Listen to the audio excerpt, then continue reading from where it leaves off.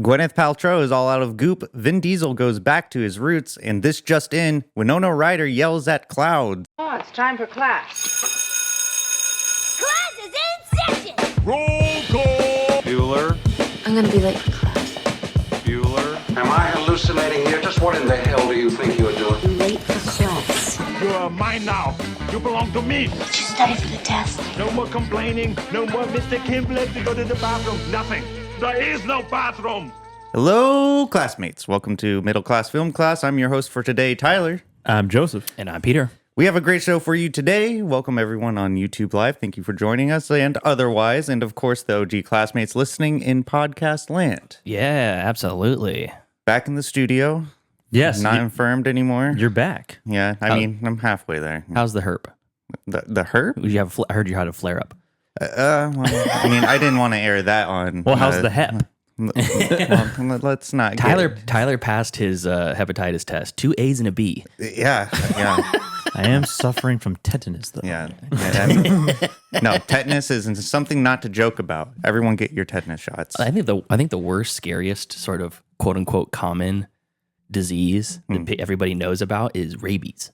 Oh, Rabies is terrifying to me. Well, yeah, because they the only cure for it is that they have to put you in a coma and let it pass through your body. Is that true? Yeah, it's called the Milwaukee Protocol, where they basically they basically put you in a coma and they let the virus do its thing like throughout your brain, and they're just like, okay, well, if it works, it works. If it doesn't, well, you're dead. So Is that true? I heard you have to. How long are you in a coma for? I heard you have to get 6 shots into your stomach. I don't know. At the very least to prevent it, but by the time you show symptoms, it's too late. Yeah, when you show symptoms, it's already too late. You're dead. That's why I don't fuck with bats as much as I really like bats. Well, I see one, I go the other way. Yeah, I hang do out too. with opossums, though. Possum's cool as fuck, They're dude. safe. Yeah, exactly. I don't know. They're rabies free. Well, anyways, how we're in our Labor Day weekend. We're celebrating the Labor? brave Labor. Yeah, celebrating labor. Yeah, the Labor Day weekend while we celebrate the fruits of our labor for our corporate overlords, and also celebrate. No. We're celebrating the 99%. Also celebrating the brave men and women who fought for our right to have an 8-hour work week, which I know that all of us here at the table don't work 8 hours, but Henry Ford. Yeah. So, a lot of people died. A lot of people died in the protest for the 8-hour work week. They made a documentary about it. It's called Fist, starring Sylvester Stallone. That's true. I work 8 hours a week. Yeah, there you go. See, that's what we really need. We need who needs work? We need another protest. I'm salaried, so I could work 10 hours a week or 100 hours a week, and I get paid the same. You don't get overtime? Please clap. No, salary. Salary. This day and weekend is for you. Yeah, that's right. All of our salary workers. Yeah, we only. I'm the only one that can't celebrate. Doing the hard work of getting the same pay for doesn't matter how long you work. Do this, do that. Well, I'm sure all of our listeners are going to be safe and sound on this Labor Day weekend because we're all going to be inside. We are? Yeah, I'm going out. I'm going out. Where are you going? Where do you have to go? Why are we going to be inside? Yeah, because we like watching movies and media and stuff. Oh, you mean us? I'm just trying to dodge COVID, so I'm not going to try to be any big crowds, but I am going to go swimming at my mom's house tomorrow. Nice. Yeah, she has a pool. She has a pool. Wow, can I come? Fancy. Sure, if you want. Oh. Yeah, it's going to be. He wasn't expecting an affirmative. Yeah. Wait, where does she live? Just tell Lincoln. Address. I think 1408 Heron Place. No, I don't know, something like that. Wait a minute, I think I recognize that address. Yeah, you delivered bicycle parts there. Oh yeah, goddamn. I think I might also be going swimming tomorrow. Yeah, there you go. Yeah, the old Yankee gyms again. Yeah, I can't go. Cool. I can't go. Emerald pools. I can't go. Yeah, that's it. I can't go swymming anymore. I've already done my time in the bodies of water. It's done. The last time you tried to go swimming, you got kicked out. Yeah, it's true. Tyler tried to swim at the old Red Museum. Oh yeah, at the old Red Museum. They're like, "Sir, what are you doing?" Yeah, please. I would love to please remove your jorts away from this pool. I really would love to regale that tale, but we have some movie news to discuss. Find some charity, ye lad. Now's the time for gab and chatter. All right, movie news, movie discussions of last week that we've read or thought about. Joseph, lead us off with your movie news. All right. I have one news story, but I do want to. I saw some headlines on Twitter that I just kind of want to roll through real quick. All right, cool. The first trailer for so remember the Blood and Honey Pooh? Yeah, Winnie the Pooh. Yeah. Now there's the Poohniverse. They're making all of the public domain properties into horror movies. Yes, they are. Into schlocky horror movies. Yeah. The first trailer for the Peter Pan horror movie has been released. What? Set in the Poohniverse. Oh, okay. Oh my God. Yes, I did not watch it. Oh, Jesus. It's out there and you can watch it if you would like. Next up, 15 years ago today, Disney announced they were acquiring Marvel. Oh, that's interesting. 15 years ago. Wow. 15 years. That seems like... Look how far we've come. I know. Is that so...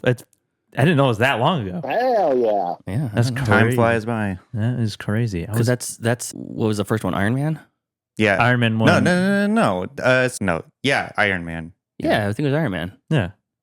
I thought there was something. Iron Man 1. Was the first MCU movie. Oh, Yeah. Okay. Yeah. Okay, that's fine. I was in my teens when that fucking The happened. entire landscape of cinema has been changed. That's since crazy. then. Now we have Deadpool versus Wolverine 3 Electric Boogaloo. Yeah, exactly. Following that, Gareth Edwards is coming out with Jurassic World, another Jurassic World movie Jurassic World Rebirth. with ScarJo. Yeah, I'll follow Gareth Edwards anywhere, but this is I'm very concerned about this. ScarJo and Mahershala Ali. That's a great cast. Yeah, maybe they'll I know. maybe I they'll don't- right the ship. It's like we had the Jurassic World trilogy. Was that? There was a It was a trilogy. trilogy. Yeah. Jurassic World Fallen Kingdom, and Jurassic World Dominion. Dominion. Dominatrix. Dominatrix. Yeah. So that's premiering next year in July. All right. Dan Trachtenberg's next Predator movie has begun filming, entitled Badlands. Cool. Not a remake of Terrence Malick's Badlands. Yeah. It's a Predator movie set in the future sometime, starring Elle Fanning. Couldn't they just take a page from Prey? Come on. Well, Let's that's what get they're into- doing. That's what they're doing. It's in the future. They're going in the future now. Yeah.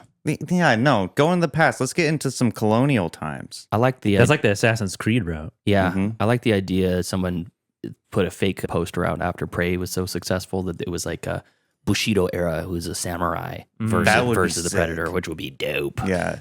Yeah, that would be really cool. Set in feudal Japan or something. Yeah. And Shogun Predator crossover. Genghis then- Khan versus a predator. Oh god, he's gonna impregnate that predator. Yeah, that's more of an alien move than a Predator move. And then finally, this headline I thought was funny. Glenn Powell is everywhere, right? That's just me saying that. Yeah, he is. So Glenn Powell gives a comment about a Hollywood producer saying that Glenn Powell has more movie star power than Ryan Gosling. Yeah, I saw this. Glenn Powell responds with, "Gosling is a legend. I'm just Glenn." Yeah. I'm just Glenn. He is. He's. If I was he's Ryan, I'd be a 10. Nice. Very good. He's Glenuff. Yeah, that's right. So those are just some quick headlines that I saw. I like that. That's like a good humility there. Yeah. Well, I mean, It was like if you look at him, so Glenn Powell, I haven't even heard of him until these news stories came out with him saying that he has more star power than Ryan Gosling. Mm-hmm. And You haven't heard of him until that news story a week ago? Yeah. What Really? about Twisters? I haven't seen Twisters. it. What about Anyone But You? Top Gun. Top Gun Maverick. I haven't seen it. All the things we've talked about on the show many times. I Shark don't Boy remember. versus Lava Girl. Yeah, duh. Oh, he was in there. Yeah, he was apparently. But yeah, and then my main news story. I think I talked about the Josh Safdie ping pong movie a few weeks ago. Did I talk about? I thought I brought it up. I don't think so. I think I remember no ping pong related talk because I saw the headline about the movie.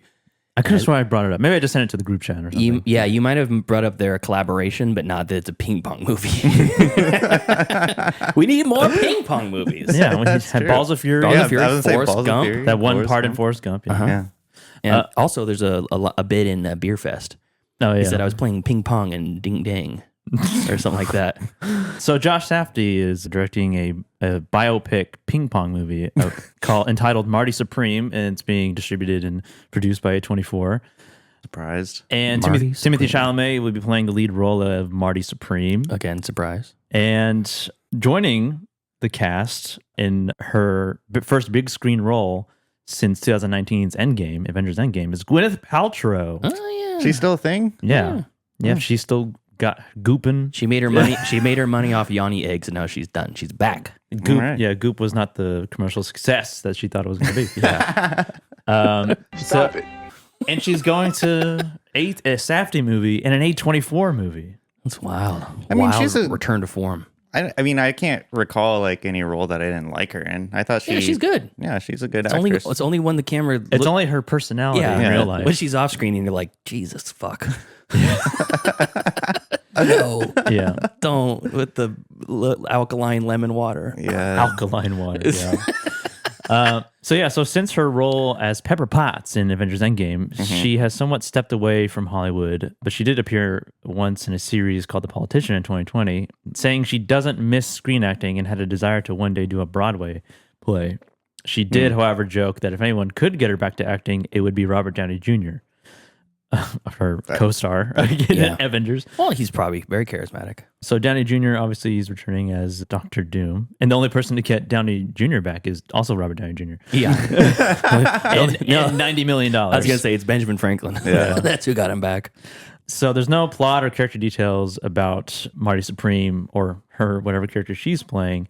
But it's just, I just think it's so interesting that now, first we have Hugh Grant appearing in an A24 movie. Mm-hmm. And now we have Gwyneth Paltrow. So all these older generation of actors are like, there's something about this A24. Yeah. Maybe I should give the millennials a shot. Yeah. They're thinking if it worked for Pattinson, it could work for me. Her most important role, obviously, Shallow Hal. That's her most important role? In my head. It's the head from Seven. Oh yeah. Spoilers. You haven't seen Seven now. Get the hell out of here. I'm just kidding. Please don't leave. Please don't probably turn my this off. favorite role of hers is probably in Royal Tenenbaums. I think she's probably the best. She's really good in that. Yeah. Talented Mr. Ripley. I like her as Pepper Potts, though. Yeah, I do too. I don't care about Pepper Potts. I don't care about the character, but she's good. She fills the role that she was. She fills the role that she was given. Hey. She's a person in the Guernsey Literary and Potato Peel Pie Society covered on this show has Glenn Powell in it. Tyler? Yes. It does. As who? Mark Reynolds. Oh. Mark Reynolds. The one. Oh. The one and only. She's in Talented Mr. Ripley as well. Great Expectations, Emma, and obviously Iron Man. And I guess she was in Glee. I don't know. Oh, yeah. I think I recall her being in Glee. Did you watch Glee? No, my sisters were into it, so I didn't. Oh, you weren't a Gleek? No. I think I actually bashed a couple of them in the theater class when the teacher left the room. Physically? Yeah. Oh. Tyler, tie your laces up. They're bright red. I can see them from across the table. Oh yeah, what a great bit. Your boots. In the chat, Dallas says that you didn't bring up the ping pong conversation. I could have swore I did. Is he going to be the show historian now? You were sick that day. I guess so. Yeah, we need a Giovanni for the show, which is a Adam Carolla Film Vault era sort of lore reference. It's like a super fan that knows literally everything about the show. Yeah, that Mel from Fly the Conchords. Yeah, that person is Jack Fitzpatrick. Yeah, he will live tweet at us while watching the show and say, "You fool! That was directed by so and so." He's a human index of podcast information. Yeah, that's right. And then Angry Otter's in the chat, and he says her best role was Talented Mr. Ripley, which she was very good. She was very I haven't seen that. Charming in that. I saw the appeal, I think, for the first time. Okay. Yeah. But yeah, so she's joining Timothée Chalamet as in some aspects. Well, cool. In a ping pong biopic. All right. Yeah. A movie about ping pong. You had me at Safdie. Josh Safdie. Yeah. Mr. Josh Safdie. Pete, what do you got for us today? All right. So, you guys ever seen a movie called Pitch Black? Yeah. Yes. The wonderful Pitch Black starring a then unknown Vincent. Yeah, Vincent Diesel. Vehicle identification number Diesel. So Vin Diesel is taking it back to his roots with a fourth in the Riddick franchise. It's going to be called Furia. Riddick: Furia. Not to be confused with Furious. Yeah, Furia Road. And so this is the fourth in the series. First one being, of course, Pitch Black, where we got this gem. Let me see if I can find this clip here. Where the hell can I get eyes like that? Gotta kill a few people. And you gotta get sent to a slam where they tell you you'll never see daylight again. That's where the game Pick takes up a place. doctor. You pay him 20 menthol cools to do a surgical shine job. on your eyeballs. So you can see who's sneaking up on you in the dark. Exactly. Yeah. You paid conductor 25 school cigarettes. I mean, that movie was just really awesome. It was life changing for me. Yeah. I cannot overstate how excited I was when I saw that movie for the first time. Yeah. Did you see it in theaters or at home? I don't know. I saw it What, Pitch Black? Pitch Black, yeah. I saw it at home. I definitely saw it at home. I know I didn't see it in theaters. I thought that movie was the fucking coolest when I saw it. Hell yeah. Yeah. It was cool. It was short, simple, to the point, and I think Vin Diesel really leaned in on Riddick. I enjoyed as a character. Chronicles of Riddick. The sequel. That was pretty fun. So the Riddick it's a very interesting franchise. It's become like a little bit of a cult classic mainstream title. And the franchise as a whole was the launching pad for Vin Diesel's career. It basically painted him as this leading man star, action movie star, when before he was a breakdancer. Right? Oh, really? Yeah, he was a breakdancer. Oh, I think I've seen clips. A b-boy with hair. Yeah. He could just let it grow back. Just like that Elaine's boyfriend just chooses to shave it. Yeah. Just like our main character or movie we're reviewing this week. So the creators of the series are Ken and Jim Wheat. They're brothers, and they created the series in the year 2000. There were 3 full-length movies, 1 animated short, and a couple of video games. I think they had a comic book series, too, if I'm not mistaken. It was a moving comic web series. Okay. Yeah, and then, Joseph, you played the game, right? Yeah, Chronicles of Riddick Escape from Butcher Bay. Butcher Bay. That's cool. That's a cool name. I Yeah. like that. Dallas played the game, too. He says the game was so damn good. It was fun, from what I remember. Oh, hi, Auntie Amy. Auntie Amy's in the chat. She says she loved Emma, which I guess Paltrow was in. Oh, good. Yeah, I never played the game before. Xbox, right? Xbox. Was it one of those? Oh, it was a platinum hit. Yeah, platinum hit, baby. I used to wait for those to come out because I'm like, number one, it's good because it made platinum. Well, I'm not Number 2, surprised it's with all the cheaper. steel books that you collect. What? I'm not surprised that you would wait for the platinum hits because you get all the steel books of movies. Well, I'm saying the platinum hits were a video game release after they had like the $60 initial release, like a year or 2 later when they became like a very popular selling game, they would re-release it as a platinum hit and give it a discounted price. Yeah. So it would be like, it was discounted? It would be like $30 instead of $60. You just have to wait. You got to wait 2 years. I thought you were just for the clout. Like, I got the platinum version, No. If I'd be like, I bought this before it was platinum. I mean, when Halo 2 came out, I basically got the steelbook version of that. Oh yeah, they had the freaking all silver version of that. Yeah, that was dope. Yeah, that was life changing. I know. Halo, that series, man, took so much of my fucking youth And my money. So anyways, Vin Diesel has confirmed he's going to be returning to his character in the 4th feature film, Riddick Furia, which begins filming this month. Oh. So it's going to continue the franchise, and I have some Rotten Tomato ratings.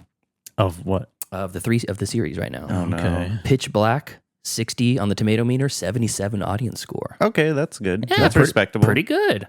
I think that's probably about right. 75-77% for audience. I would, Yeah, I'm surprised honestly the critics weren't higher on it because it was a pretty cool concept. It was. And it was executed well. Bold lighting choices, interesting creature design, and I think they utilized the CG for that, the year 2000 pretty well. Yeah. And then we go to the Chronicles of Riddick is the next one. Yeah, the Chronicles of Riddick is number 2. This one, 29 tomato rating. 29 with a 65% audience score. Oh, okay. At least they liked it. They were just happy to see Vin again. Yeah. And then... Hey, Vin. Yeah, and then just Riddick.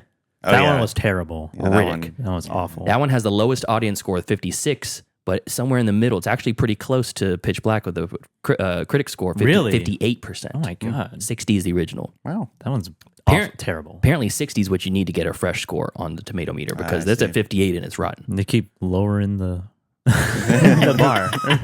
Which is the one where they ran from the sun? That's Chronicles of Riddick. Okay, yeah, that was fun. Yeah, that's Chronicles. So it's going to be the 4th in the movie series. I'm trying to see. So here's the quote. Our legions of fans have demanded it for years. Legions. And now we're finally ready to honor their call to action with Riddick Furia. Okay, you wanted it. Yeah, this is from Vin himself. My collaboration. And this is from David Thawi. Oh, Chris is at Bach, huh? What's that? Chris Geiger's in the chat, and he's like, "Hello from Bach downtown." The hell is Bach? It's a chicken sandwich place. Oh, there's a speakeasy. These names are out of control. There's Bach. There's a speakeasy in there. Oh, that's cool. It's called the Roost. That's not a speak. No, I think you know what? I don't want to get into this discussion. Wait. A Let's unpack this. A speakeasy is an illegal bar. So when my parents said that, oh, we're going to go to a speakeasy. I was like, no, you're going to a bar. A speakeasy is the implication is it's a bar. It's a secret bar. It's hidden. It doesn't. No, that's not what a speakeasy is. A speakeasy is a illegal bar. Hidden. Yeah, okay, a hidden illegal bar. In Prohibition era, speakeasies were illegal. If you already know what a speakeasy is, like as far as what it is within this chicken sandwich restaurant, then it's not a speakeasy. It's still a speakeasy. There's nothing spoken easily about. Wait, what? How dare you? It's still a speakeasy. This on your free time? What do you mean? It's not a speakeasy. Yes, How it is. dare you say Really, that? swank is a whole nother conversation. Because the experience is the same as when you would go to a speakeasy, No. more or less. That's a faux. It's faux speakeasy. So you're just an elitist. Yeah. That's right. I know my speakeasies. Tyler's like, I don't smoke cigarettes. You don't even unless go they're to unfiltered. speakeasies. Otherwise, those are just baby cigarettes. Anyway, sorry, I didn't mean to interrupt. The purity of it has to be illegal. Chris, you're not going to a speakeasy. You're just going to a bar that's hidden He's from not the there. restaurant. He's not even there. He's at a chicken restaurant. Yes. Why are you so angry?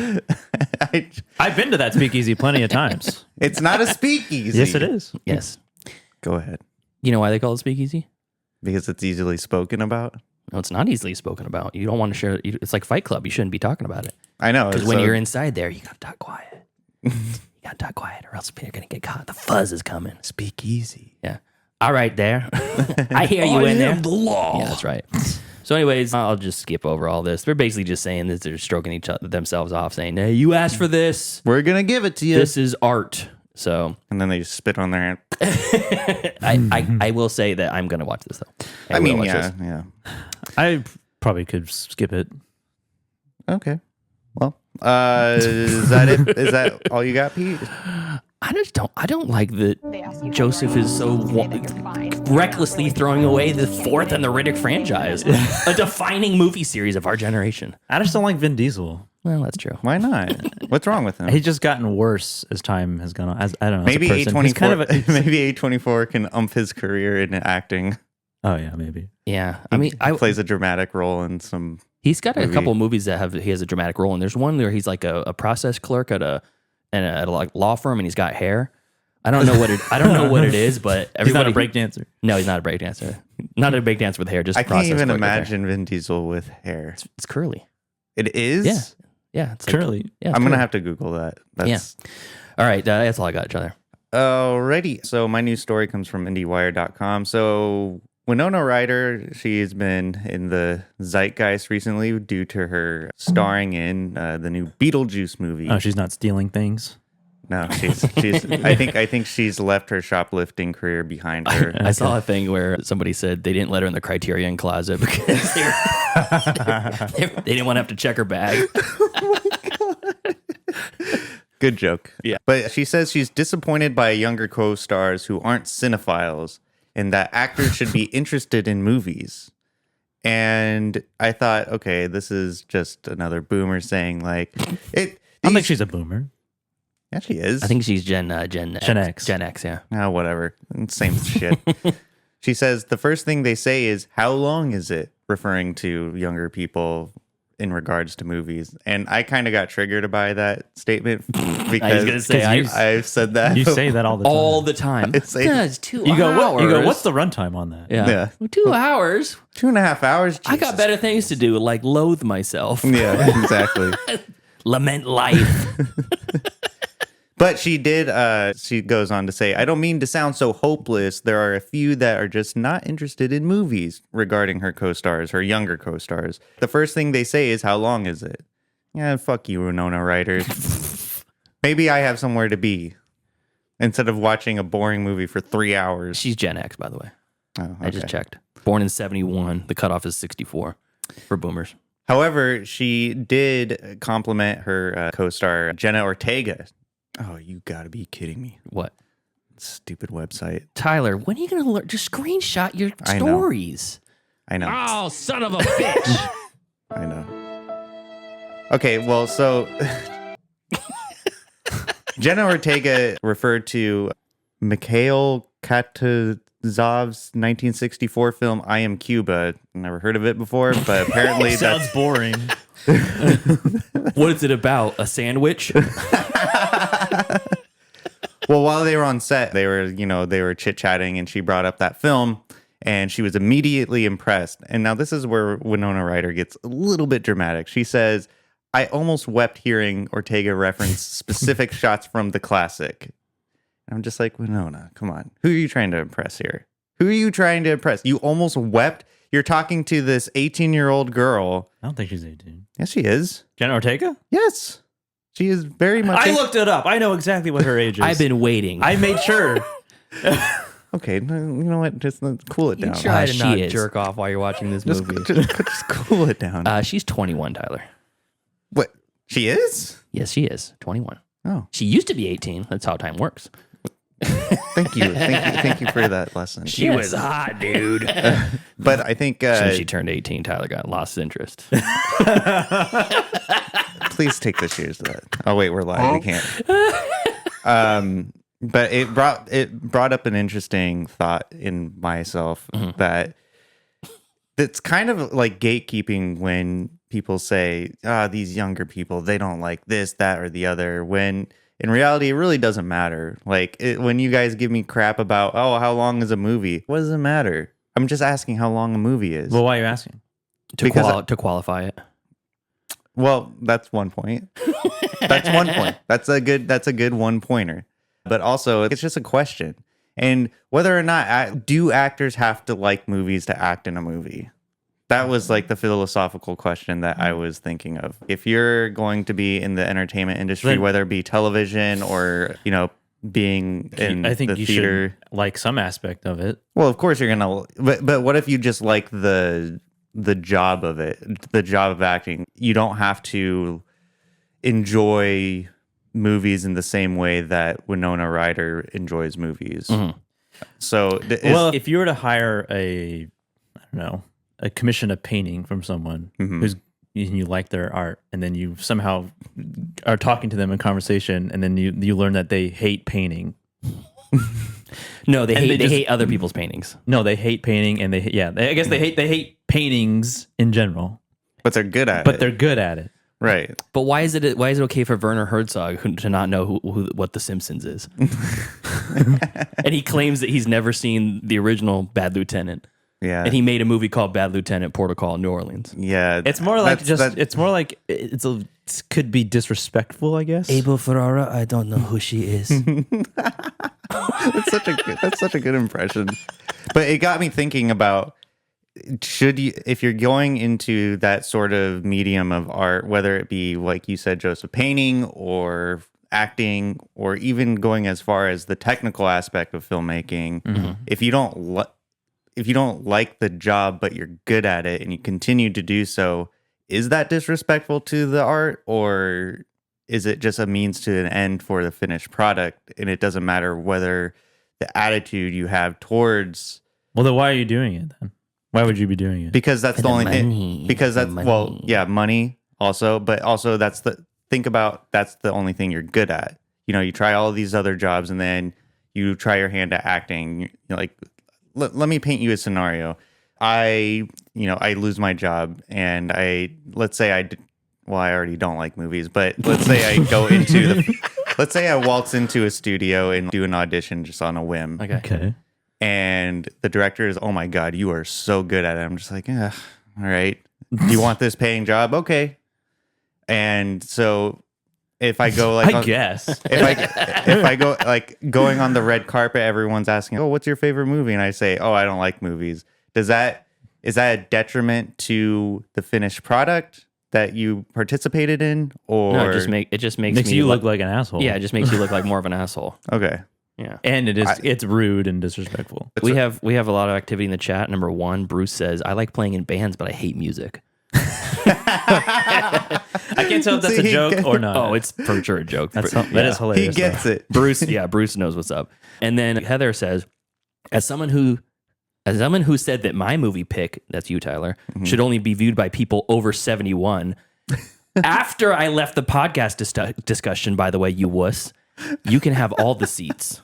She's telling you to have a seat, my man. I'm already sat down, so don't worry about it.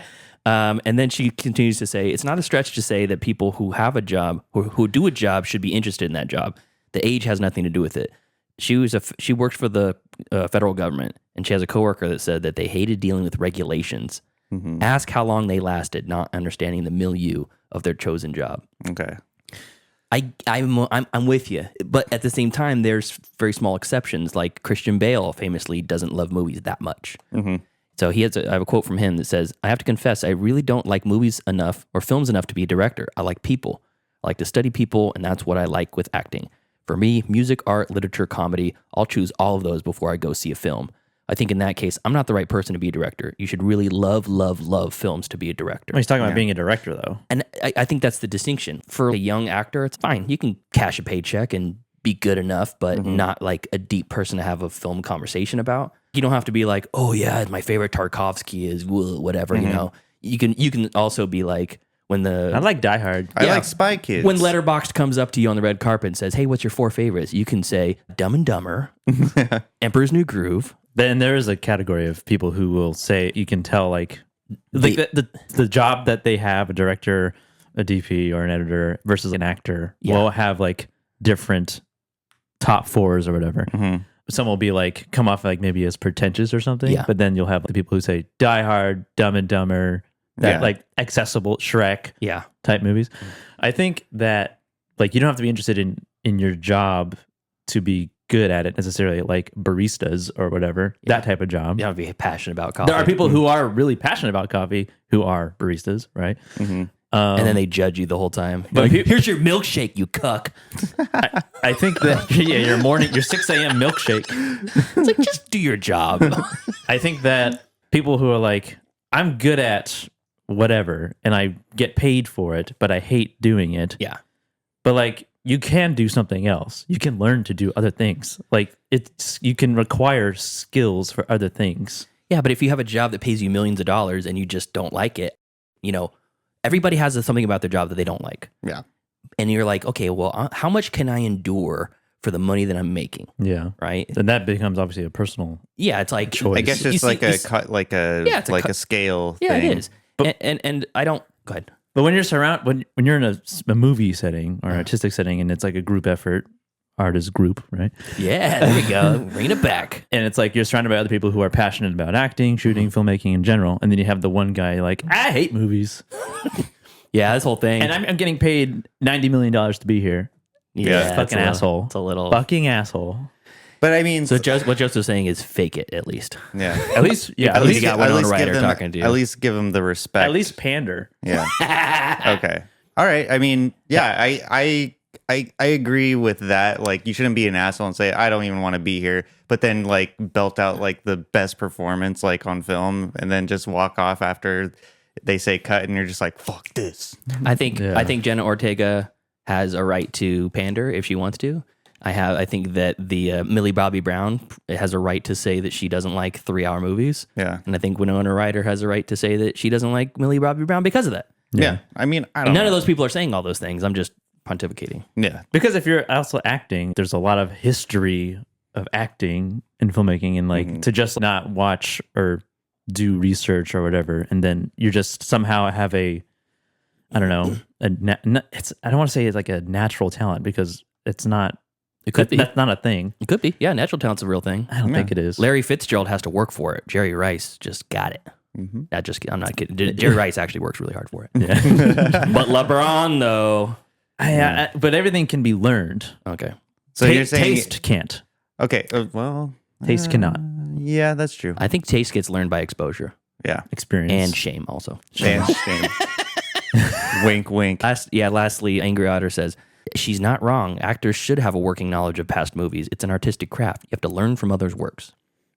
Artist group. I don't know if I agree with. I don't know if I agree with that. Art includes everything that is and what came before. And that was like my point just now. That you should have like at least a cursory knowledge, acting history class or something. Yeah. Read a book. Yeah, that's true. I don't know. I mean, I don't know. I just thought that it was kind of a odd choice of words for her to just like in an interview say like, I don't like that my young co-stars don't like movies. It's, come on, sit down. It seems like the point was like, how long is it? So it's like the runtime of a movie will determine if they will watch it or not. Yeah. I don't know. But also they'll binge TV shows Yeah. and spend 8 hours. Now I want to see the actor that's, I don't own a TV. They go that far. That might be Werner. That might be Werner. I don't think he's ever seen a television set in his life. Yeah. What is this you're showing me? Oh, a monitor? Oh, no. It's like liberals. It's like he'd be like that one interview with Bjork where she's describing the inner TV, makings of the TV. She's now this is the circuit board and these are the tubes. It's like a shitty. It's like a shitty. I love Bjork. Great stuff, guys. Great stuff. Let's get into some streaming picks. Movies. Wanna watch a movie? Yes, I do. Disney Plus. Oh, HBO Max. If I don't get the pick, show's over. I have grown accustomed to Hulu Plus. Amazon Prime. I like Netflix. You found the pick. Streaming picks. Joseph, what do you got for us this week? Nice. Okay, I only got a couple to recommend. I watched more than a couple movies, but 2 of them were just rewatches of Dumb and Dumber, actually. Yeah, all right. And the Lego Batman movie. Oh, sweet. Nice. 4-star movies. Yeah. I caught up on stream pick from both of you guys. Kind of a chain reaction of stream picks. You recommended it, and then you watched it, and then now I watched it. All right.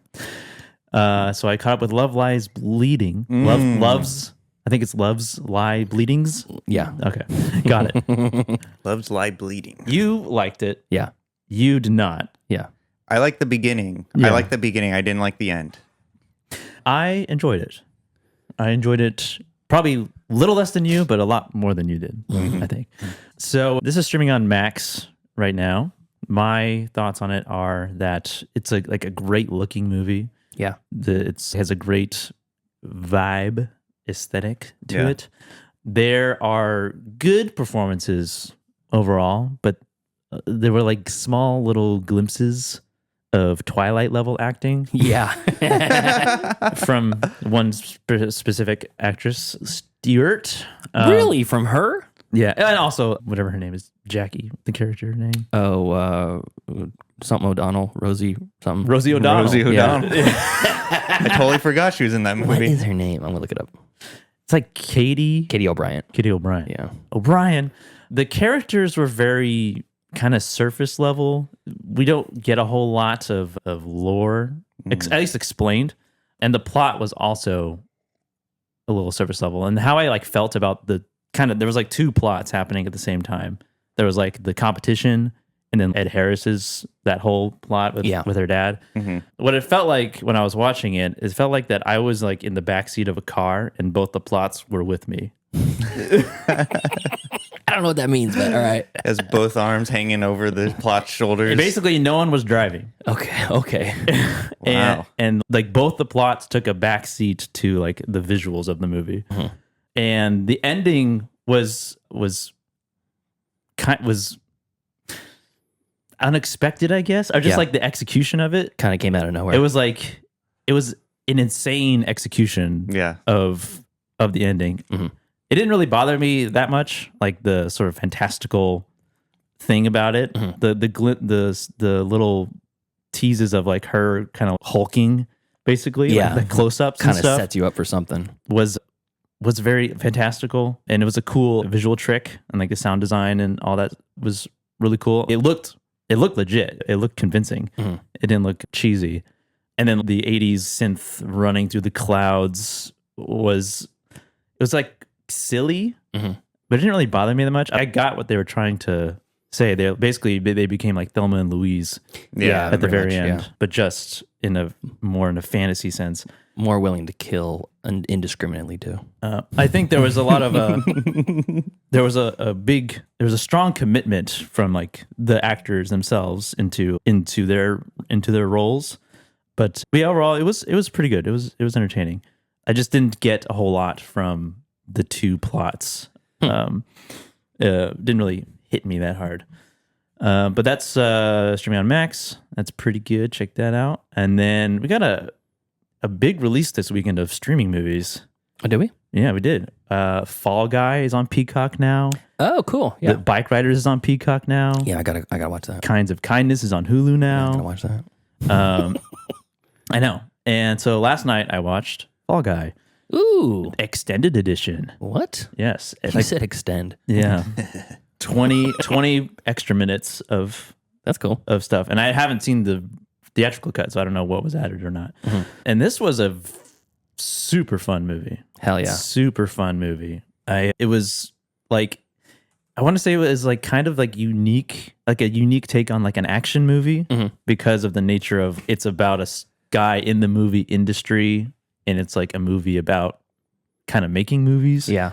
So seeing like the behind the scenes of a fake movie was really funny. Yeah. And the fake movie itself was hilarious. Just like the nature of this over the top sci-fi cowboy blockbuster. Like it was like Dune and Mad Max and Starship Troopers all combined into one movie. Yeah. And the main character of that movie he's a space cowboy with a ridiculous Southern accent. Yeah. Played by Aaron Taylor Johnson. Love that. And but yeah, it was super fun. Metal Storm. Yeah, Metal Storm. It's great. It's like Bone Storm. But yeah, it's the original cut is 2 hours and 6 minutes, and the extended cut is 2.5 hours. And it was fun from beginning to end. The choreography and the effects, like when he gets laced, when he takes that drink, and it was like laced with drugs. Lasted a long time, that whole sequence. The not so subtle cue that was let you know that he was still high. Yeah. You're like, oh shit, he's still high. Yeah. I thought he recovered. It was a great how they utilized that too, because it's just in the room and he doesn't acknowledge it, but it's for the audience to know that, oh, he's still fucked up. And there was this whole scene where, so Ryan Gosling plays a stuntman who has a sort of like a fling with the director, played by Emily Blunt. And then in the beginning, he gets injured, like he breaks his back. And then he gets out of the movie industry and he starts working he like goes into hiding, basically. He escapes from the movie industry. He recovers from his back injury, and he's like doing valet service at a restaurant. Parking cars. And then he kind of gets tricked into going back into the movie industry because Jodie, played by Emily Blunt, is directing it, and he's told that she wanted specifically him to be the stuntman. Yeah. And so she's like angry at him because he just fell off the face of the earth and lost all contact with her, basically ghosted her. And so she's kind of mad. And then there's this whole sequence where he is being repeatedly set on fire and thrown into a rock. Oh yeah. And again. And she's describing the script to him because he hasn't read it, and it's like very similar to their real life relationship. Yeah. And what happened. And they're doing this in front of the entire crew and everybody, and they keep going take after take of him being set on fire and thrown into a rock. And they're like, damn, the alien would have said that? Yeah. Yeah. And they're saying it like the Aliana and the space cowboy, like they had a fling, or maybe was it a fling, or was it actual love? Yeah. But they're speaking in terms of like the characters and not themselves. But it's like very deep lore that the crew is like kind of getting confused on what they're talking about, because it seems kind of a lot for what we're trying to shoot here. Yeah, and then you have this extra dressed in like this like beetle suit who's just sitting there, who's like, he's like nodding his head. Like, have you ever been in a relationship? And he like takes the megaphone from Ryan Gosling. And he's like, I had the same feelings when I had feelings for my wife's sister. But yeah, that whole segment was hilarious. And there's a lot of humor in this as well. But overall, super fun. Nice. Super fun movie. Streaming on Peacock. And yeah, those are the only two that I have this week. Sweet. Nice. What do you have for us this week? All right, first off, I want to start off with my finalizing my Alien ranking on a rewatch. Oh, yes. I finished off the series out of order, as we mentioned last week, with Prometheus and then Alien 3. Completely out of order. Yeah. No order. Kind of crazy. Just caution to the wind. Here's how we feel like that. You want to watch a goofy alien movie tonight? All right, let's watch Resurrection. Oh, you want to watch something awe-inspiring and with a bunch of new ideas? Prometheus time. Let's do it. So I watched Prometheus again. The entire series is on Hulu. If you don't have Hulu, you're missing out. A lot of good stuff on there. So this is still a 4-star, maybe 4.5-star movie. It's really, I fucking love Prometheus. I saw it in theaters with my dad on first run. Tons of new lore, beautiful visuals. and David becomes a defining character for the franchise. Yeah. So for sure. Yeah, we have, people think of the Alien series, they think of Ripley. Right. People probably also think of Lance Henriksen as Bishop, and now David with the introduction of Fassbender into the franchise. Mm-hmm. I love his character, and I really hope to God that Ridley, before he keels off, he is able to complete his trilogy. Mm-hmm. Because the David trilogy is something that when I saw Prometheus, it's like, ooh, that's a cool character. I wonder what they're going to do with it. And then you come back with Covenant, and he comes back again. Yeah. And you don't even realize he's going to be there. He like comes in as this shadowy figure. You're just like, oh, yeah. Yeah. Oh, hey, my mom's in the chat. Hello, mother. Warming up the pool. Yeah, exactly. But so David is a character that I didn't quite know that I realized I needed in the series. And in Prometheus, he's just the best. He's so conniving, and he's smug and smarmy. And like the way that he's presented to, like, you can't really trust him. It's kind of you get into the mental state of Ripley when she sees the android in the first Alien, where you just like you can't trust them. Well, the funny thing about Prometheus too is like when the opening of the movie has Guy Pearce, and he has this just wonderful backhanded sort of like fuck you to his creation, who's David, and he's like, David, get me that tea. Isn't that in Covenant? Is it in Covenant? Yeah, okay. When he's young. See, there's the problem with with watching them completely out of order. So anyway, so that comes to the next one, but it's an addition to the character. Yeah. Yeah, you're right, because the first time we see David in this, he's just he's walking around the ship without anybody awake.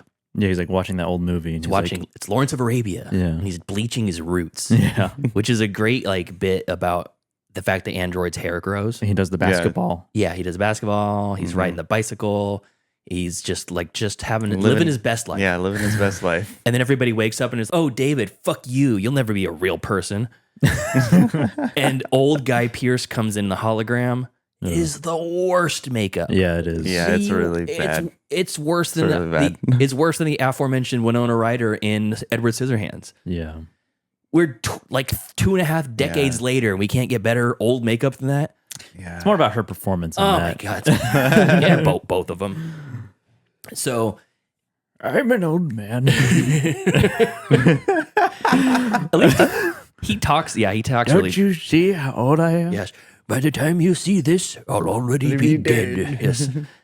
But yeah, it's watching Guy Pearce as old Guy Pearce is so frustrating because this movie, I love it so much. And that is just a huge stain that brings it down to 4 stars, I think, from 4.5. Really? Not the running straight in the... Oh, don't. I get. Yeah, I chalk that up. The running of the spaceship, it's like a donut, more or less, a croissant-shaped ship. Croissant? And and the croissant is rolling forward. And then Charlize Theron is running also forward instead of to the side. I chalk that up to the same thing as like not being able to get your keys in the door when a slasher is killing you. Yeah, being panicked. Yeah, you're panicked. You have this huge... And also, she doesn't have the perspective that we do, the wide shot of the ship and how it's rolling, Yeah. So anyways, yeah, the stain of old Guy Pearce brings us down to 4 stars. But there is the little like cobra looking alien that comes out of the vase, the black goo vase.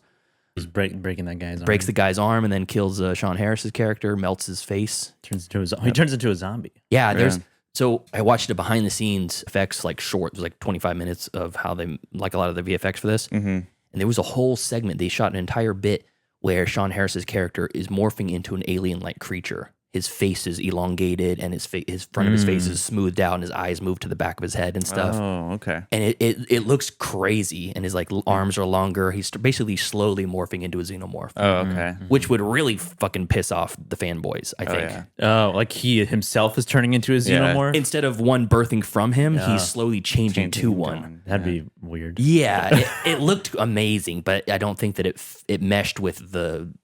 I guess like the life cycle that they wanted to present. The lore. Yeah. But I mean, they fuck up the life cycle here too. They have the giant like starfish looking tentacled creature that births out of Noomi Rapace. Yeah. What a phenomenal tent scene that is. Yeah.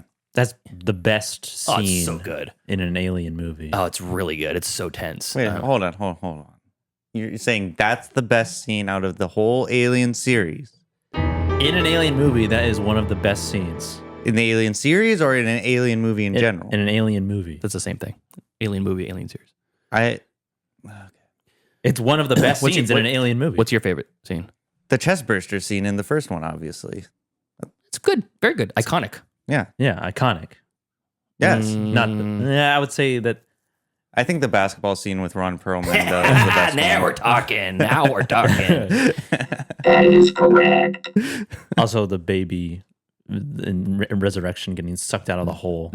Yeah, that scream. I don't mean to God. I don't mean to derail, but I think my favorite shot is when Jonesy is watching the flight crew guy getting Harry Dean Stanton. and it just has that bit like that wide shot of the cat's face just like staring. Watching. Yeah. That's like, the real "Good." that's the real threat is that cat. Yeah, I think my favorite is Idris Elba in Prometheus trying to hit on Charlize Theron. Yeah. He's like, you don't got to act like you don't want it. God. With his little squeeze box accordion. Yeah. So anyways, yeah, there's so many like new additions to the lore in this that it's beautiful and it's beautifully shot. Mm-hmm. It has a consistent stupid run of decisions that the characters make. Mm-hmm. But every movie has that in the franchise. They come to the first planet. Mm-hmm. They land on the distress signal. Yeah. And almost everybody dies in every movie. John Hurt gets the face hugger on him. Yeah. It's John Hurt, right? Yeah. And they bring him with the thing on his head and neck onto the vessel. Yeah. Well, they don't know. There's protocols for that. You're supposed to get like sanitized, be in the like quarantine, the little mud room and the quarantine and stuff. They skip all that shit. They're like, bring them in. Yeah, aren't they just like construction workers basically? They're miners. Yeah. Yeah. But over 18 minors. A lot of the criticisms that were thrown at Prometheus was the bad decision making of the scientists. They're all making bad decisions. Yeah, but here's the thing, though: if you watched the director's cut, Guy Pearce's character explains why he chose the scientists that he chose is because they were faith based. Because how do you say her name? Noomi Rapace. Noomi Rapace. If you see throughout the movie, she's wearing a cross on her. Well, they talk about faith quite a bit in the movie too, and her and Logan Marshall Green is the guy from Upgrade. Upgrade. That's they're the couple, and he's just an asshole to David too. In my opinion, they all got what they deserve. Fuck them all. In every Alien movie, everybody basically dies. Yeah, except for one or two usually. Yeah. So, anyways, Prometheus, fantastic, near the top of my list. Alien 3, I rewatched this week. Yes, and I rewatched the theatrical cut. Boy, was I let down. Really? Yeah. Wait, which one's supposed to be better? The assembly cut. The assembly cut adds like 25 minutes onto the movie. Yeah. And I couldn't find the assembly cut anywhere to subvert that and try to go. Mm-hmm. And I was watching with Brianna, and she's, I don't watch a 2.5 hour Alien movie. Is it that long? The assembly cut's pretty long. Oh, yeah, okay. because Alien 3 is it's pretty long on its own. Let me see here. I think I have the assembly cut. I think you do in your special features set or whatever. But anyways, this is like a full star lower than this assembly cut. Really? It misses a lot, gets missed out. And yeah, it's fine. It's still a 3-star movie, but it's just not great. Mm-hmm. There's a lot of big, beautiful visuals, but they just don't capitalize a lot. And fuck me, that CG's bad. Yeah. That is bad. So here's my ranking. All right, that's what I'm aiming for. Aliens at the top, still. Really? At the top, yeah. Okay. Even though it what disappointed you the last time you watched it? That's how high it was before. Yeah. It fell down like 2 rungs of quality on the rewatch. It's still at the top. All right. That's how good it was. It's a bold take. Number 2, Alien Resurrection. Wow. I fucking love this stupid movie. It is so fun. It is a fun movie. So fun. Hey, Aunt Linda's in the chat. I got 3 of my family in the chat right now. Maybe not like right now, but yeah, Aunt Linda, Auntie Amy, and my mother. At one point. Yeah, my Aunt Linda, Patreon member. So Alien Resurrection, number 2. Number 3, the original Alien. I can't believe that's number 3. Very good movie. Groundbreaking, trailblazing movie. Yeah. Not as good as the other 2 though. From number 4, Prometheus. Right in smack dab in the middle. Still a 4-star movie. All right. Next up, Alien Romulus. Yes, the newest to the franchise. I'm bored. On a rewatch, that might overtake Prometheus. We'll see. I thought it was just delightful. Number 3, Covenant. That's number 1, 2, 3, 4, 5, 6. Number 6, Covenant. A lot of great ideas. It's a better movie than it is an Alien movie on its own. Covenant? Yeah, Covenant. I like it as a standalone sci-fi movie. Would be better without the Alien name attached to it, mainly just because of David, the continuation of the David storyline. Amazing. Yeah. And then Alien 3, firmly at the bottom. Still a good movie. The assembly cut would probably put it above Covenant. Yeah. But the theatrical cut, yeah. So. All right. Well, off the top of my head. Yeah. Nobody asked. But, yeah. I asked. I was going to ask. You read my mind. Oh, okay, cool. Alien, number 1. Okay. Alien 3. Alien Romulus. What the fuck? Alien 3 is number 2? Yes. Alien 3. All right.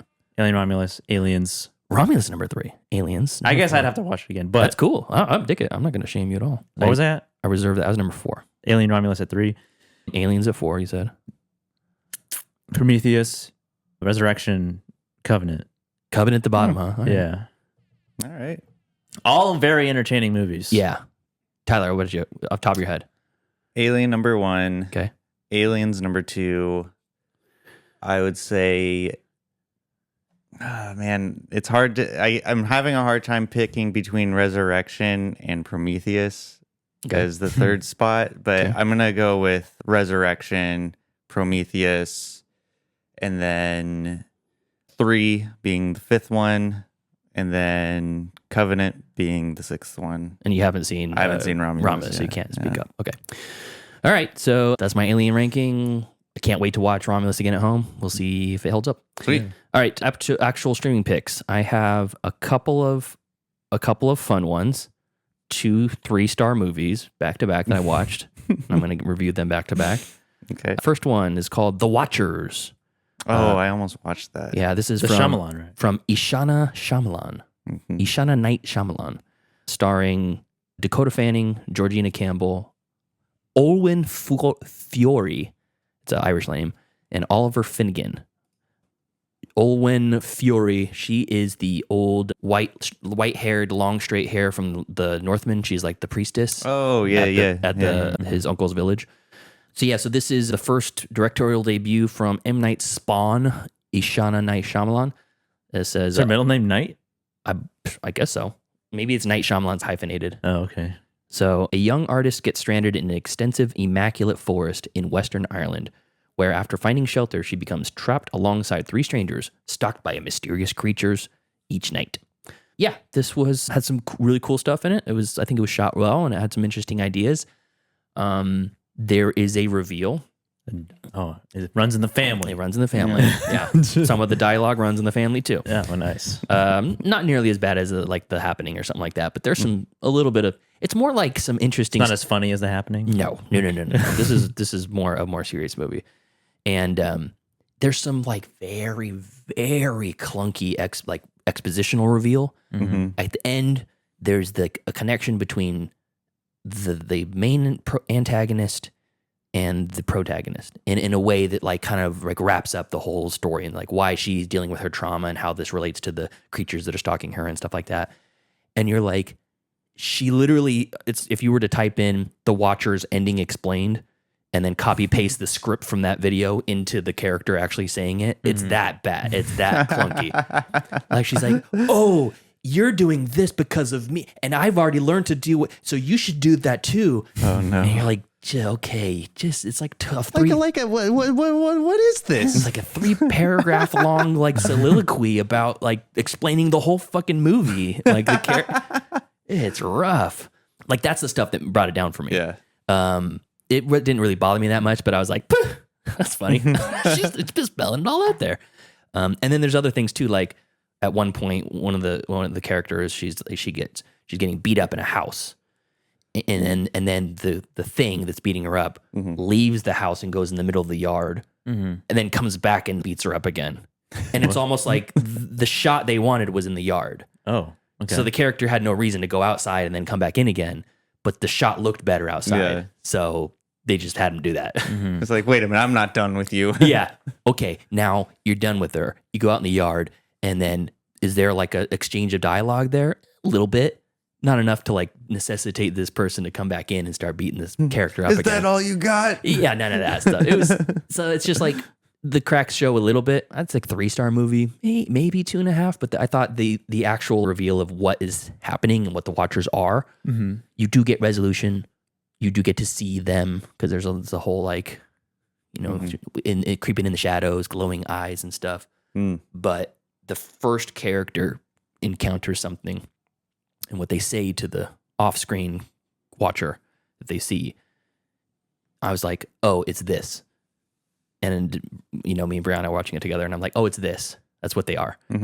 And she goes, you think so? I'm like, yeah, I'll put money on it. And by the end, I was like 100% right. So within the first 5 minutes, I'd guessed what it was. So it's not like anything groundbreaking, but I thought it was fun. And for a first feature, pretty good. So that's The Watchers, and that is streaming on, where is that streaming? On Max. Okay. Really? Yeah. It's on Max now. Just hit Max, Oh, yeah. okay. Next up, #AMFAD, all my friends are dead. This is a kind of a young teen, tween, slasher, horror kind of comedy, fun movie that's really not great, that features Jojo Siwa. Oh, God. Yeah, that's right. Tyler, do you know who Jojo Siwa is? No. Yeah, you do. Jojo Siwa. No, I don't. You've definitely seen her in the ether. She's that young blonde dancer girl. Yeah. I know. She totally reinvented herself. Yeah. Now she's super edgy. No one's ever made this reinvention as drastic as this before. She's the first influencer to go into music. Yeah. According to her. Yeah. Also, she's the first lesbian ever. So according to her, she invented the first lesbian. Oh my God. She invented gay pop. She's very. Oh, that's just because I'm gay. Okay, so she's a controversial figure in the internet. She's cringe, is what she is. Okay. Yeah, she was my wife. She got her start on Dance Moms. Oh yeah, yeah, she had reality show. She had the ponytail that was like pulled back. That was she always has. It's her signature, and she has a signature move that's really cringy and it's really weird. Yeah, I know who that is. She looks like a member of Kiss now. Like she dresses up black and white striped with spikes and stuff, and I'm crazy. I smoked a cigarette. So dream guest on my podcast. Yeah. So she's not like the main character, but she is a recurring character in this movie. Is she the antagonist or she played herself? I can't tell you. No, she doesn't. She plays a character. And it is this is a very uneven movie. This is a movie if you want to hate it going in, you're gonna hate it.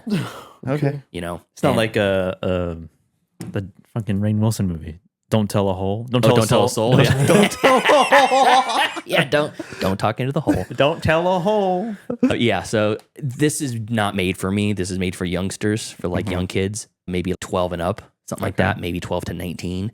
You try to not jerk off while you're watching this movie. Wow.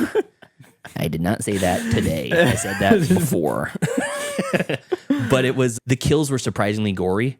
And it's like a cross between The Blackening and Seven with a little twist of like a mystery thriller. Evil Dead or something like that. Cabin in the Woods. But there's very Gen Alpha. It's Skibbity toilet. I'm surprised they didn't say skibbity toilet at some point. It's like skibbity toilet. I get to see this. Yeah, thank you. So that's only for rent. It's a $7 rental. You spent $7 on this movie? What can I say? I wanted to. He's the Rizzler. Yeah. Brianna was really excited to see this shitty movie with Jojo Siwa in it. She's like this weird figure of. She's just so cringe. What the Sigma? Yeah, exactly. Okay, so next one. This is called Kill List. Ooh, Kill List, 2011. You seen this? Yeah, I thought I brought it up. You might have. Yeah, I started watching this with Brianna, and she says, "I think I've seen this before." No, I haven't seen this before. And then she looked on her letterbox, and 2 years ago she watched it and doesn't remember a thing about it. Oh yeah, she didn't rate it or anything. Yeah, this is a bizarrely and oddly directed at times movie with a really nutty finale. Yeah, it's worth a watch for the third act because it's kind of like The Empty Man, where there's a main story that's not fantastical, but it turns fantastical very quickly. Once it hits that point, it just crescendos until you get to this fucking bananas ending. So the synopsis says, nearly a year after a botched job, a hitman takes a new assignment with the promise of a big payoff for 3 killings. What starts off as an easy task soon unravels, sending the killer into the heart of darkness. Starring no one you'd recognized, directed by Ben Wheatley, who is the director of The Meg 2, The Trench. Yeah, as well as Sightseers and Free Fire. Free Fire is not that great. Oh, okay. Yeah. And this was not great, but it was interesting. I liked it a lot. Yeah, it was very low budget, and I think that the direction sometimes worked and sometimes didn't. But it felt almost like a 28 Days Later style, like where the camera's like right up in your face. You can see the heavy grain on the film or video or whatever they shoot it on. And the characters are interesting. I don't necessarily loved all the characters, but where it goes, there's like kind of like this overarching sort of underground conspiracy cult sort of thing aspect to it, which I thought worked. That part worked really well. So this is to watch Sightseers. It's also very bizarre. Okay, cool. Yeah. And then he also directed A Field in England, which I watched per recommendation, Adam Murphy. He broadcasted it after one of his streams. Oh, okay. And that's also a very bizarre movie. All black and white, takes place in a field in England. And it's like 17th century, it's like a medieval movie. Oh, so they're all like, there's like an alchemist and like a knight and stuff. And they're just trying to find a treasure. Really, it's like a dark comedy, and like most of these movies, like Achilles is kind of funny, and also Sightseers is also like a dark comedy. It's like clever. It's kind of like Lock, Stock, and Two Smoking Barrels level. It's clever, but toned down a bit. It gets dark though very fast. So so that's streaming on Shudder and AMC Plus. I think it's worth a recommend. But my funnest movie of the week and the big recommend that I would say is called Deathgasm from 2015. This is streaming everywhere. Amazon Prime, Hoopla, Peacock, Plex, Pluto, and Tubi. You could also rent it for $4 on YouTube if you don't have one of those and you don't want to download free Tubi or free Freebie. This is super fun, over the top gore and goopy goodness. That's my review. It is goopy. So this not is like Gwyneth Paltrow goopy. No, not like Yanni Egg goopy. Like Drag Me to Hell goopy. Okay. So this is from 2015. It's directed by Jason Howden. Two teenage boys unwittingly summon an ancient evil entity known as the Blind One by delving into the black magic while they're trying to escape their mundane lives. Again, not a whole lot of people you would recognize in this. I want to say this is Australian, maybe New Zealand. I can't remember. Oh. And it is super fun. It's about like a young boy whose mom got arrested, so he had to go live with his aunt and uncle in Bel Air. And not Bel Air, in Melbourne.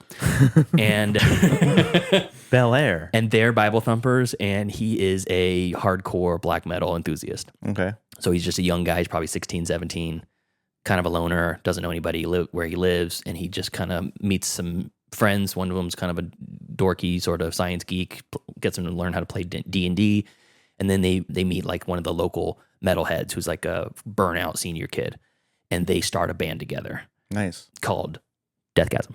Nice. As you can imagine. And this is not a spoiler or anything like that, but they find an ancient text that is much like the episode of Metalocalypse where they summon this troll. They summon Musta Krakish, the Norwegian troll, lake troll. And they play this song they found on this ancient text. It's like a low, heavy, heavy breakdown, heavy metal song. And like everybody in the town starts bleeding out their eyes and puking blood. And that's awesome. It summons this demon and they're like, oh, fuck, what do we do? And then it turns into like a zombie movie. But instead of zombies, they're all like possessed demonoids. And it is gross. So it's like Doom. Yeah, kind of like Doom or Monster Squad, but way better as far as the effects go and all it's just nonstop killing neighbors, hunker down at the local elementary school, got to kill their, cousin who fucking hates him and all this stuff. And it is so fun and so funny. If you like heavy metal, if you like black metal, if you like any sort of that sort of stuff, you'll feel right at home with this. And it is sounds like a Psycho Gorman-esque type of production quality. Yeah, it's probably on that level. Like, it's definitely, you could feel like the DIY nature of it all, but it doesn't feel cheap or cheesy. I mean, it does feel cheesy. There's at least one person gets killed with a dildo in this. There's people that get killed with drills. There's people that get killed with their heads squashed by a motor. Like an engine motor, like a car engine or whatever. That sounds like Brain Dead. I do like a head squishing. It feels like there's a lot of homage to Brain Dead or Dead Alive. I mean, and it's the director was a special effects coordinator on Lord of the Rings, so he has worked in that world with Peter Jackson's concentric circles. So this is Deathgasm. High recommend. If you like having fun and you like getting grossed out a little bit, it is on Prime, Hoopla, Peacock, Plex, Pluto, and Tubi. Very, very fun. Cool. Before we go, Tyler's going to go. Oh, I forgot. I'm not used to the order. Maybe I should just go. Let me just leave. get the hell out of here. What do you need me here for? Before I relinquish my time, then Angry Otter has his rankings. Oh, Alien for rankings. Alien. Alien number 1. Aliens number 2. Prometheus number 3. My man. Covenant, Resurrection 3. Then Romulus at the bottom. Wow. Yeah, he's in the Bruce camp. He thinks it's a cynical cash grab for Romulus. Thanks for that, Angry. Appreciate that, buddy. All right, Tyler. All right, I got 2 new streaming picks this week. Please clap. Hell yeah. Yeah. So last night I watched a new movie called Another Round, starring Mads Mikkelsen. Oh, I stream picked this. Yeah, oh, you stream picked this me too. Yeah, we've all Look at what you did. Yeah. You didn't even intend to do it, did you? You did it. You didn't even think that we should stream pick No, I didn't. I didn't. So I'll read my Letterboxd review. Okay. So it goes like this. Smooth. This movie was very engaging and tells the tale as old as time. 4 middle-aged men having an existential crisis and decides to go on a bender to find meaning and the spark of youth in their lives once again. I particularly like the justification of going on said bender as a way to do a study based on the philosophy that every man is born with a 0.05 blood alcohol content, and that the number is too low, and that there's a perfect medium, much like Jim Leahy said in the show Trailer Park Boys. I am sober enough to know what I am doing, but drunk enough to have fun what I am doing. I went into this film thinking it was going to be alcoholic misery porn like Leaving Las Vegas, but it really isn't that. It's more so about how at some point in our lives, as we age, people change for better or for worse. It's the human experience. The movie lulls a little bit after they hit their rock bottom, but I think that is the point thinking about it now. It's like the lull is the hangover of the excitement you experience in the first half of the film. The dance number at the end was incredibly fun. I enjoyed it. B+ and a report. I rated it 4 stars. B+, 4 stars. Yeah. Same as The Core. Yeah, this movie was really good. It kind of made me like, it really made me think about like people. Hold on, let me rephrase that. It made me think of how it portrayed people changing, especially in the age, like we're like in our 30s, we're approaching, our half of our lives. And Speak for yourself. What do you mean speak for myself? Like, we are. I'm like 75% there already. Yeah, well, I'm half foot in the grave. Yeah, that's right. But it kind of made me think about like how relationships change between, colleagues and friends and stuff because of that's just the way it is. And I thought that this movie portrayed that in a very natural way. And when they said that they were going to start drinking alcohol every day because they read this philosophy from this Swedish philosopher saying that everyone needs to be drunk essentially to be effective, to be efficient or effective. Or something I think like it was like efficient or something. Yeah. They say that it's not that we were born with a 0.05 blood alcohol content, but we have a 0.05 deficiency, and we need to get up to 0.05 is technically our peak, our performance. Yeah, it's optimal level performance. And so I like how they're so delusional because they're so bored with their lives. And I felt really bad for Mads Mikkelsen's character because, he's going through the ropes and stuff like that, but clearly he's in a very stale marriage. His kids don't give a shit. Yeah. He's miserable. He's got a nice house though. Oh yeah, that was a nice house. And I think the portrayal of trying to find yourself when you're in a rut of depression was really, really well done. I'm glad that's what you got out of it because were you originally seeking this movie to pile on the misery like the reason why you read Bukowski? No, glorifying the booze. No, I did not think. This movie actually does the opposite of that. I know, but was that your thought going in? I didn't even know this was about alcohol going into this movie. I saw it on my... Didn't you just say in your review you expected it to be that? Well, yeah, because once I clicked on the movie, I read the description. I was like, oh, that's what it was. But when I saw the title... You're like, all right. When I saw the title, I was like, oh, Mads Mikkelsen, you can't go wrong there. So Mads Mikkelsen. I thought this movie was... I always want cereal whenever I hear his name. Mad Milkelson. Well, I mean, there is a scene of him eating cereal, but probably because of the name. It's in his contract. Yeah. Yeah, it's in his contract. It's like Brad Pitt eating in movies. Eating peaches. Yeah. Yeah, or whatever. Shrimp fruit. cocktail. Yeah. I was thinking also that the movie feels really sterile in the environment it's in. I don't know if it's because that's just like what Scandinavian people, I think that's... Does it take place in Denmark? Or does it take place in... I think it's Denmark. Yeah. Well, it's Danish. Yeah, so I thought it was a really interesting, because when you watch like American movies, the difference between environments between over across the pond and here is so different. When you look at American-made movies, it's not... Yeah, it's Copenhagen. It's not as... I don't know. It's not IKEA-ish. What? Here or there? Here. Oh. Over there, it's very IKEA-ish. IKEA-ish? Yeah. You mean the interiors of like houses and stuff? Yeah, the interiors, the way everything's designed. I don't know. It's... I mean, having been there, I guess, to Sweden, it's kind of like that. The apartments are like that. Yeah. I think they just have a minimalism approach to life a little bit more, and a emphasis on feng shui. Yeah. So that one is streaming on Amazon Prime. Highly recommend. Very fun. It won Best International Feature at the Oscars. I know. It said Oscar winner when I clicked on it. I didn't know what it was, but I knew it won an Oscar at some point. And then... Oh, actually, I have 3 streaming picks. I totally forgot. Oh, my God. My Gran's in the chat. Who? My Gran. Hey, it's my Gran. No, it's my Gran. No, I think that's actually my Gran. You know what? We're all right.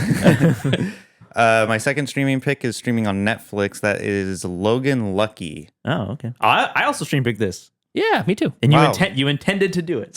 I choose to believe. Took 4 years to do. Logan Lucky, it was a good heist movie and fun to turn the brain off and be entertained. I didn't find myself rolling my eyes, and it was engaging, although it's not really an original concept, but the chemistry of the actors work well. C+. I rated this 3 stars, and Adam Driver was phenomenal. I don't know.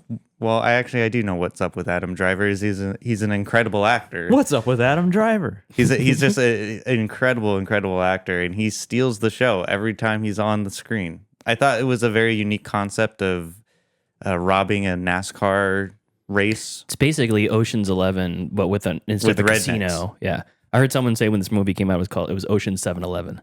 That's what you said when I mentioned it. Yeah, I just stuck with me. It's a great one-line description. Yeah. I think, is it Channing Tatum? He's the main guy. That's him? Yeah, of the two, the brothers. Yeah, Channing Tatum, his performance, more to be desired. Adam Driver kicks it out of the park, or hits it out of the park. He's playing soccer now, not baseball? No, he's playing kickball. Okay. He hits it out of the park, as always. Mm-hmm. And I think this movie is engaging enough. What about Daniel Craig? I did not like his character. Really? He was shoehorned in. Daniel Craig's character felt like it just didn't fit. I know they have to have the demolition guy or whatever, but it just, I don't know, he didn't sell it for me. You don't like Joe Bang? He just didn't sell it. Okay. So Logan Lucky, that's streaming on Netflix. Cool. That was, I had a good time watching it. All right. Cool. My last streaming pick is streaming on YouTube. Oh. Now this is Orange County. 2002's Orange County, starring Colin Hanks and Jack Black. Oh, yeah. VOC. Isn't Jason Lee in this too? Or is that Stealing Harvard I'm thinking of with Tom Green? I don't know. I can't remember. So Orange County. What? Sorry, the chat is. What? What are they saying about? No, it's not about you. Go ahead. Okay. So Orange County, the film definitely shows its age, and that is not a slight on it. Actually, it made me nostalgic for movies like this, where the story is simple, the comedy is simple, and has a perfect runtime. However, I will say I tend to be a victim of the hypnotization that is nostalgia, because I watched this movie very young when I didn't have to worry about the misery traversing through our society as an adult. What was I? Wow, that's something. Is that what you wrote? Yes. Oh. What the fuck are you talking about? I want to read that again. This is for an Orange County review. Okay. However, I will say I tend to be a victim of the hypnotization that is nostalgia because I watched this movie very young when I didn't have to worry about the misery traversing through our society as an adult. Why don't you stop talking for a while? Jack Black's character was very funny and he stole the screen every time he was on. I think Colin Hanks showed some good acting chops, but I think his lines and direction was the ultimate downfall to the kind of lackluster performance in some scenes. But he was funny in some scenes, specifically when he would meet with the college counselor. I don't know if you guys seen that movie, but like that. I don't know if I've seen Which movie? The Orange County. The one you're talking about right now? Yeah. Yeah, I've seen it a couple times. Yeah, where he goes in. He's I like when Jack Black almost burns down the building, and he's yeah, man, she did it. She said, "I'm gonna burn this mother down. I'm pissed." And Cop goes, "She said it was an electrical fire." Oh, I have seen. He goes, this. "Yeah, sparks went up like 4th of July, man." Oh, written by Mike White. I don't know who that is. Jack White's brother? No, White Lotus. Oh, he his name is Mike White, and he made a show called White Lotus. Yeah, he made The White Lotus. Oh, he wrote it. Interesting. And directed it. Or he wrote Hey, it. Tyler, your mom's in the chat too. Oh, nice. Hey, Jamie. He's Professor Schneebly. Yeah. In School of Rock. Oh, that's him? Yeah. Mm-hmm. Oh, okay, cool. Yeah. Again, it's a simple 3-act. No scene feels like it overstayed its welcome. And thinking about it now, this would be a good date night movie. And I still stand by that. I have seen this movie. I like his girlfriend in it too. She's funny. She's like the bleeding heart animal lover. Yeah. It's like a dog's ripping her face off. Well, I graded it at a B+. Lily Tomlin, Catherine O'Hara, John Lithgow. Oh, yeah, Chevy Catherine O'Hara. Chase. Yeah. What did Lily Tomlin play in this? I don't know. I haven't seen it in a long Tyler, time. what did Lily Tomlin play in this? Lily Tomlin? I don't know. You're like, I've never heard that name in my life. I've never heard of it before. It's this person. Oh, she's the college counselor, the school counselor. Oh, the one that like fucks him up. And Yeah. Sends his resume to the wrong place. Yeah. Oh yeah. Yeah, he has to steal money to afford the college, right? That's stealing Harvard. Yeah. Oh, now I'm confused. No, they came at it on the same time, so they're very much like in the same like. That's a Jason Lee. That's what I think I'm getting my wires crossed with. It's kind of like a heist movie because he has to get his transcript into the Stanford building and put it like on record. He has to sneak into the building, put his stuff in there, and then his fuck up brother Jack Black lights the place on fire. Yeah. Then he goes to the dean's house and slips some ecstasy on accident. Yeah. Oh my god! I'm getting like Saving Silverman and Yeah, this and that. It's in the same. It's in that same era, which was like what I was referring to. Is like I miss those kinds of movies, like Saving Sarah Silverman. Saving Sarah Silverman. I was saving that. Saving Sarah Silverman. Isn't it Sarah Silverman too? No, it's no. Oh no, it's Amanda Peet. Amanda Peet or Lake Bell or one of those. Now I gotta look that up. I got you. I've watched that movie probably 25 times, Saving Silverman. Sarah Silverman. It's Amanda Peet. Okay, cool. Yeah. But I know my Peets. But yeah, I mean, so you can check out Orange County for free with ads on YouTube. I recommend. Cool. I'll put that in the show notes for everybody to watch. But that is all I got for today for streaming picks. All right. Awesome. Cool. Anything else, fellas? I think that's it. All right. So thank you to our cool ass yard duties over on Patreon. That's Javier, Heather, Michael, Steven, and Chris. If you want to support us, you can do so at patreon.com/middleclassfilmclass or just watch or listen on the YouTube page. That helps too. Thank you to all our Patreon subscribers. It really means a lot. Until next time. Thank you for joining us today. And for those in the chat, all kinds of fun stuff down there. Thank you for everybody for participating. Follow us later on today or later on in the week if you're in the podcast world as we watch and review American History X. Follow us on Facebook, facebook.com/MCFC podcast. Send us an email, mcfcpodcast@gmail.com.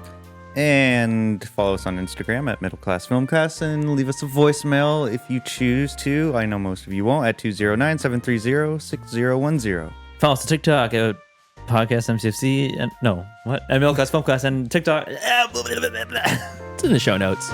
See you next time. See ya. Class dismissed. I gotta get out of here. The bell doesn't dismiss you. I dismiss you. You're free to go. See you next week. See you later. See you later. That's a wrap. Great show.